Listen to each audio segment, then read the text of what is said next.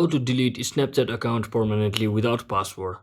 So hello guys, welcome back to my YouTube channel. In this quick tutorial, I'll be showing you how you can easily delete Snapchat account permanently without any password.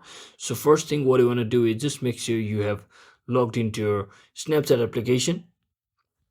So once you're on your login screen, you need to have to enter or provide your username or email which you use to register your account.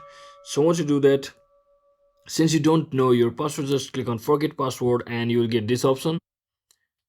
So from over here, you will have to either choose your phone number or your email to reset your password. And once you reset your password, you will be successfully logged into your Snapchat. So once you logged into your Snapchat, just tap on this your profile section from over here and just click on this settings. And once you're inside your settings, just scroll all the way down until you see this option called Help Center. So simply tap on it. And once you're inside your help center, just search in for delete my account option at the help center like this. So once you do that, just click on this first option, and from over here, as you can see, so all you have to do is just click on this Snapchat accounts portal, where you'll have to tap or delete my account option and input your password and just tap on continue to confirm your account deletion.